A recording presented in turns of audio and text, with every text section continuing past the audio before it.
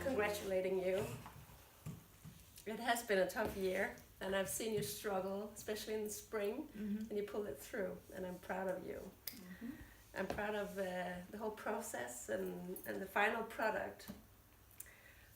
I have to tell you that the real work is just about to begin, because now the product is here, but now you have to spread it all over the world. So keep up the good energy. Yes. And let's everybody here contribute in spreading the message to help Chrisoula spread her book all over the world. It's so important to keep the energy high after the product is out. So congratulations. Thank you, and congratulations to you. Thank you. Because you have been there when I was really down. You were there to help me as well. Yeah. Yeah, and I'm really tried. grateful. Yes. And I know you had a fantastic year as well, because you got a new book out. Yes. Let me just show them. Yes. This one. Yes. There's the new book. In Danish. In Danish. Yes. It's the Monster Manual for anxious children and children who worry a lot. It's actually for the parents, but the parents think it's all about the child. So we call it a children's book, but it's all about teaching the parents how to deal with their kids and helping them get rid of the monsters that anxiety is in their lives. But the book that actually, it was your first book. Yes. And it's also translated in English. This one is in English. And this one is coming out in English just now. Yes. Value Hearts. So the children's meditations in my heart. I know that you have worked with lots of parents and you have received amazing testimonials because they have put in practice your guidance and the meditations in the book. Tell us one thing that made you realize that this is a fabulous book, that you felt. I know you feel proud about it, but there was a moment that you said, "Oh wow, this book is actually destined to create that transformation in other lives, particularly parents and children's relationships." Well, I want to take it a step back because I actually wrote the book because I had ghostwritten another book called Student Life Without Stress for a student counselor. And when I looked into the statistics of our youth and stress and anxiety and depression, I was really shocked. And my own girls were 3 and 6 at this time. And I'd been on 4 years of maternity leave. I was working part-time. I was working from home, trying to become a writer, to take care of my kids, and so they wouldn't be away from home for many hours a day. I was doing all I could to be a good mother.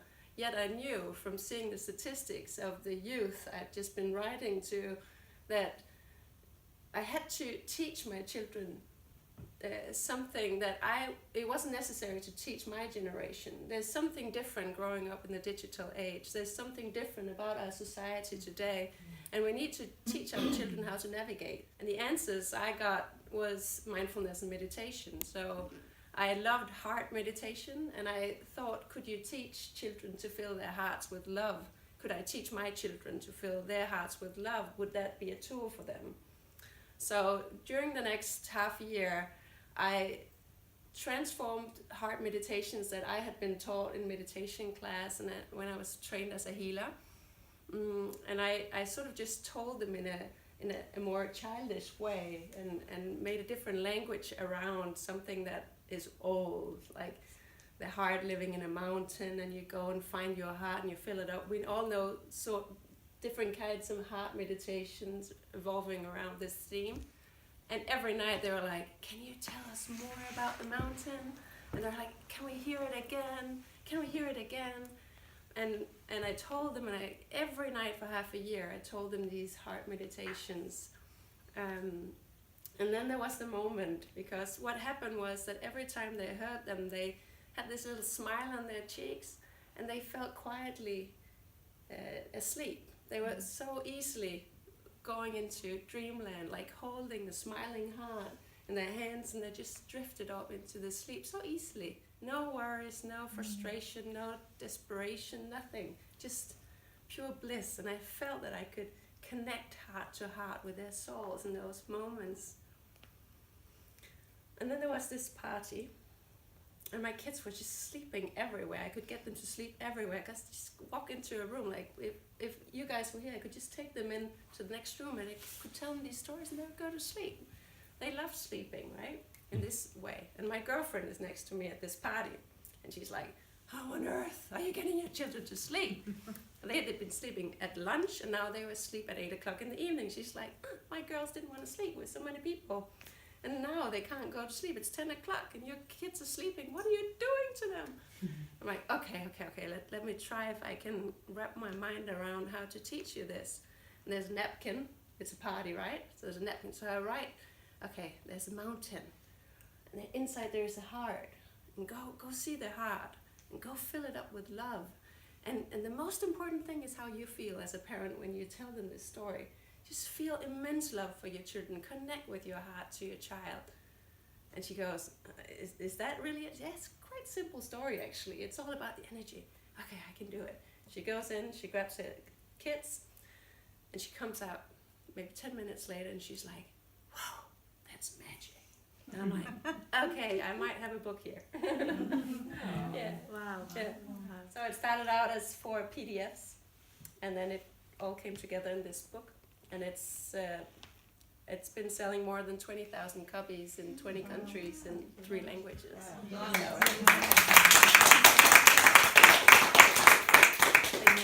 Amazing. I'm so proud of you as well, because you are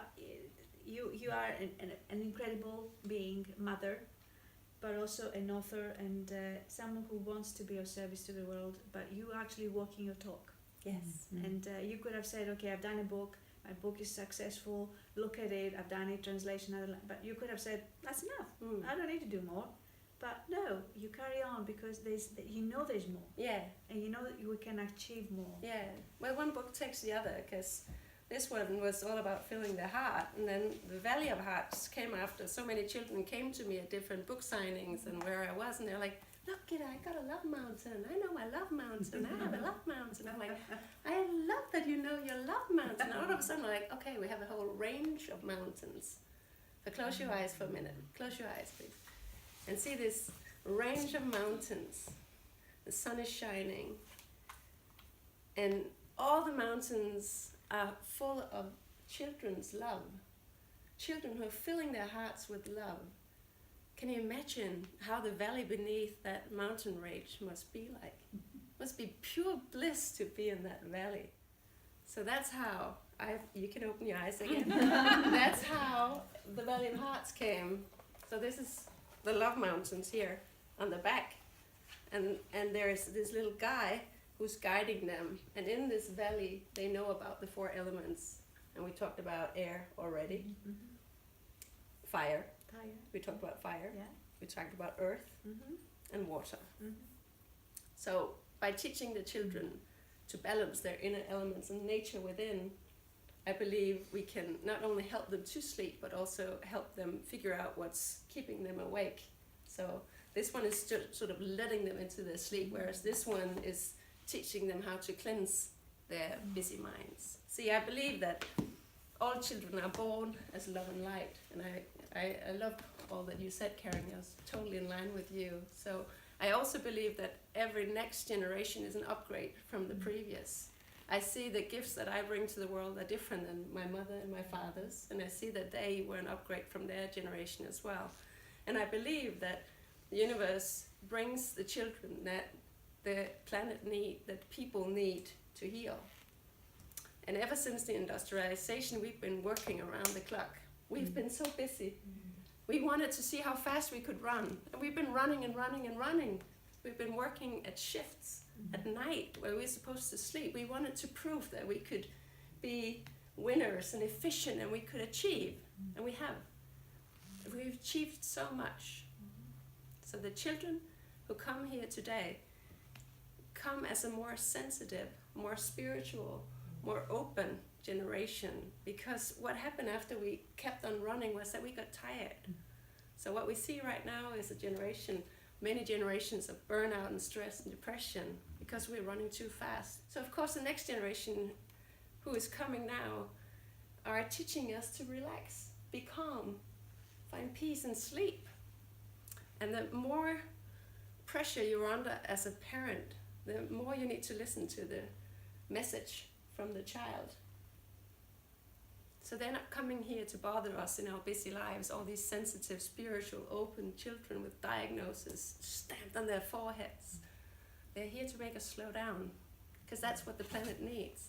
No more consumption and exploitation and running. Just be, just allowing us to be the human beings that we are. That's what the next generation is here to do. But they're struggling so hard because they are here to change the regime that is keeping us busy. So all these children that we see right now who are suffering so badly, and it really breaks my heart. That's why I had to write this book for children who are anxious. They're not here to bother us. They're not here to be, frustrated, yelling, screaming, crying. They're sending us a message to slow down that we so desperately need to listen to, and we're not listening.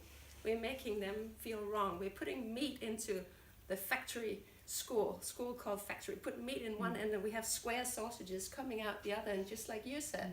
And if some is a little twisted, we toss it in the bin with a big failure on the forehead. It's time to slow down, and it's time to allow the next generation to heal us and the planet.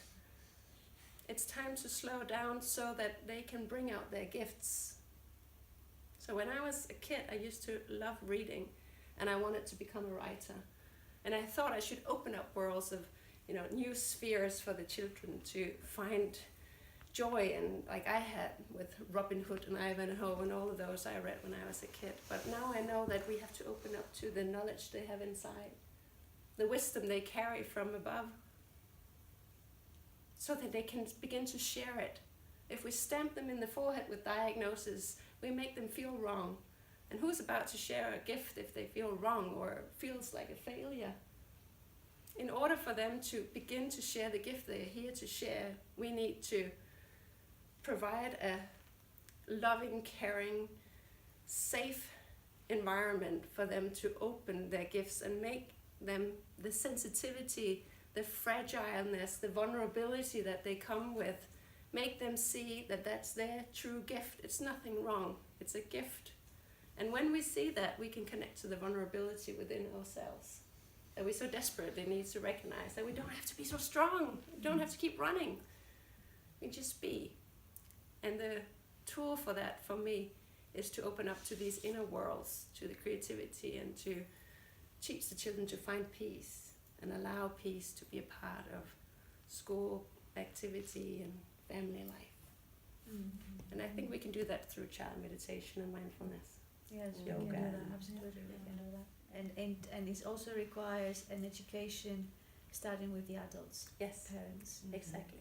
Because you're doing an amazing job. I know you want to be the best father and mother out there, but you really need to look after yourself, and how you can bring practices and tools and techniques into your everyday family environment, school routines and all of that. That creates that peace, as you mentioned, and creates that flow of no real big expectations from the child, but not really heavy lifting from you as a parent. You're there to support them. You're not there to do all. I mean, I've seen parents here heading out like, they don't have any time for themselves. And you're not a parent for that reason. You're a parent to be able to have a time to treasure the moments with your child. And that's where, the reading time, is the bedtime reading, is so important. And meditation that can bring you and the child in that peaceful, relaxing space where you can go to bed and relax and sleep, and then you can be sure that your children will be sleeping too. And you got a fabulous success there. Exactly. Yes. Yeah. So, Gita, I also know that your book is going to be published soon. This one here. Yes. This one will be published in 5 booklets in English, and the first one, called Valley of Hearts, is just about ready. Yes, fantastic. And then the 4 next will follow. Fantastic. For the 11th. This one here, for those of you who are here today, this one here is actually a very special offer, the book launch offer, £20 for this book, including the book of Soulful Musings. So if you're thinking of a gift to yourself or a gift to somebody else, you're very welcome to invest in it. But this offer is only for today, okay? And then, of course, after that, you can purchase the book on the Amazon or your website. Yes. Yes. This one, the hard copy is we are sending it out from the Isle of Wight, where I have the manager. So you can still get this. This is the most pretty one of them, but it's always available on Amazon as print on demand as well. Yes, it's gorgeous. Thank you so much, Gita, for joining us today. Thank you. And thank you for your contribution, the book of Soulful Musings, and everything that you do. Thank you. Thank you.